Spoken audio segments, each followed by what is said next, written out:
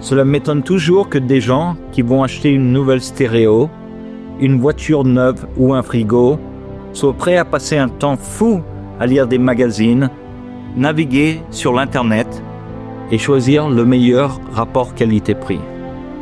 Mais quand il s'agit de leur âme éternelle, ils disent avec désinvolture « Tout le monde croit à sa manière, tu le sais bien ». Quand j'étais à la fac, des gens me demandaient « Tu es chrétien ?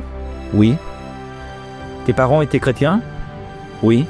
Ah, ceci explique cela, disait-il. Tu es chrétien parce que tes parents sont chrétiens. S'ils étaient hindous, musulmans ou bouddhistes, tu serais comme eux. Mais ce n'est pas la bonne question.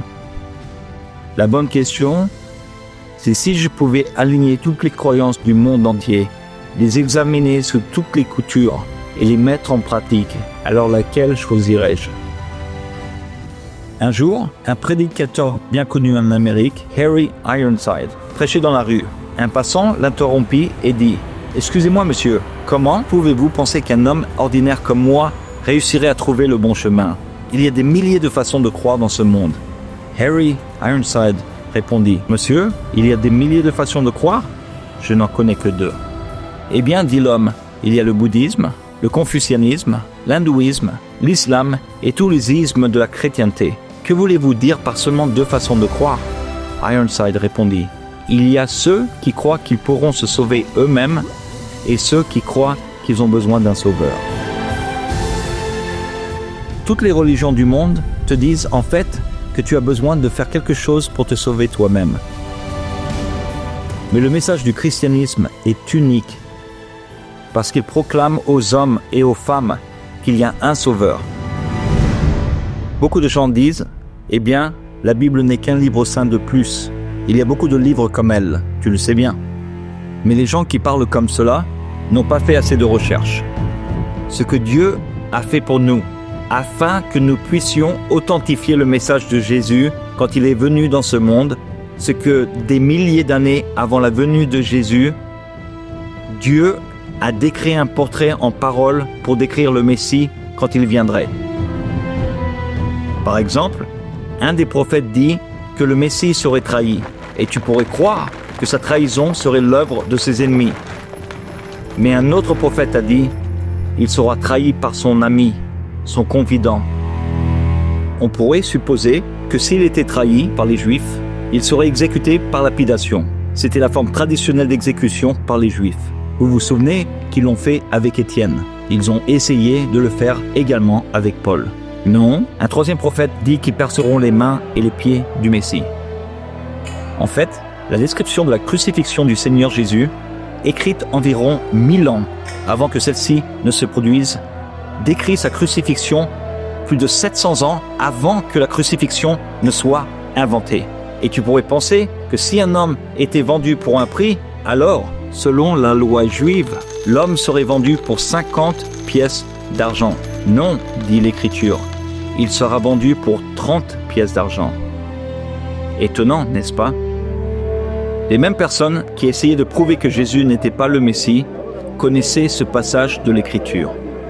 Et tout ce qu'ils avaient à faire pour disqualifier Jésus d'être le Messie, c'était de payer 31 pièces d'argent. Et Jésus n'aurait pas été le Messie. Pourtant, ils ont payé les 30 pièces d'argent et ont inscrit cette somme d'argent dans le registre public. Où le Messie allait-il naître ? D'où viendrait-il ? Matthieu cite une prophétie qui affirme que le Messie naîtra à Bethléem en Judée. De même, Michée dit, chapitre 5, verset 2, environ 750 ans avant la venue du Seigneur Jésus, que le Messie naîtra à Bethléem en Judée. Essaie donc de choisir la ville où tu naîtras.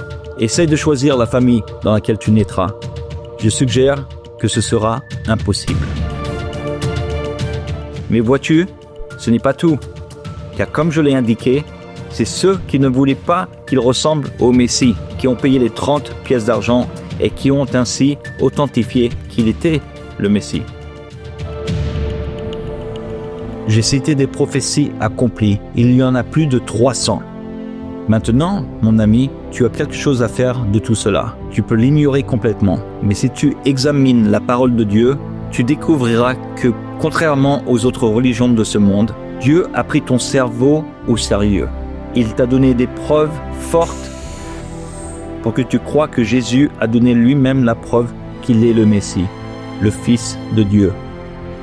Et que sa résurrection d'entre les morts a déclaré avec puissance qu'il est le Fils de Dieu. Le christianisme est la seule croyance qui te donne la preuve à travers l'histoire afin d'authentifier qu'elle est vraie. Mais il y a autre chose. Certains pensent que s'ils font le bien dans certaines situations, alors ils recevront la faveur de Dieu pour contrecarrer le mal qu'ils ont fait.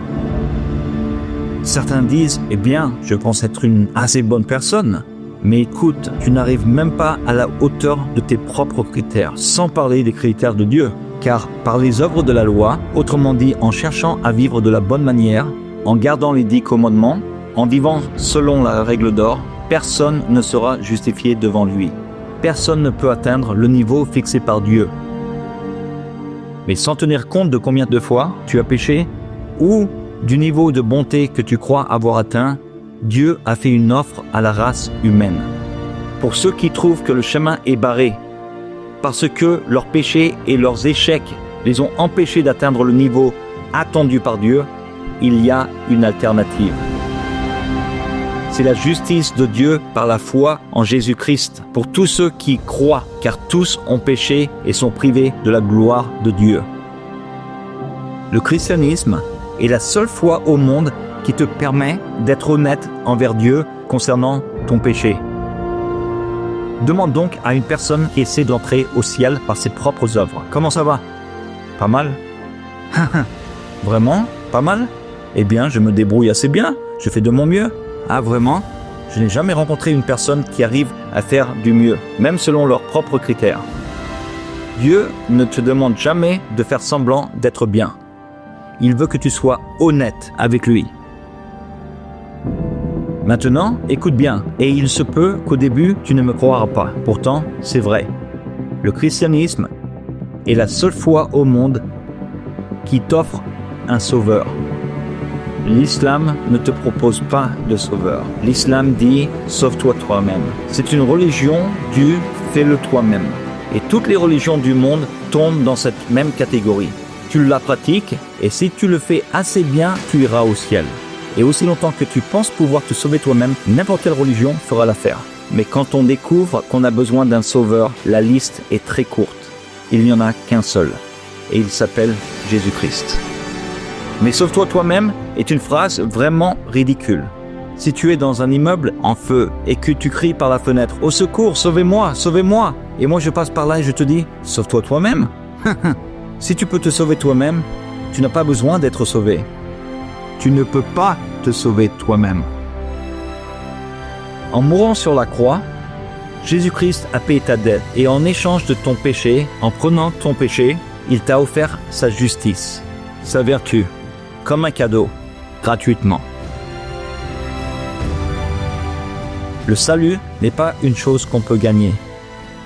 Le salut est un don, un cadeau gratuit.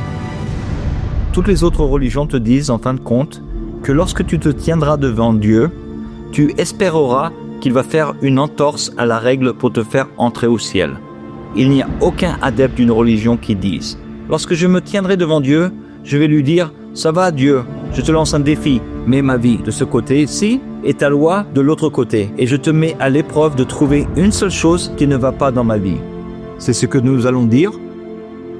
Non, non. Nous espérons contre toute espérance que par un moyen ou un autre, on va pouvoir s'y glisser, qu'on sera peut-être dans le demi-pourcentage du haut. On rentrera peut-être au ciel si Dieu n'examine pas trop soigneusement notre vie. Tu demanderas peut-être, comment puis-je alors espérer être admis au ciel? Dans ce cas, dit Dieu, voici ce que je vais faire. Je vais transférer ta dette à mon fils. Il la paiera entièrement. Dieu établit lui-même les critères. Dieu présente la facture, puis il la paie lui-même. Examine donc les preuves. Pas seulement la preuve dans la Bible, mais la preuve dans ton cœur que tu es pécheur et que tu as besoin d'un sauveur et que tu ne peux pas te sauver toi-même.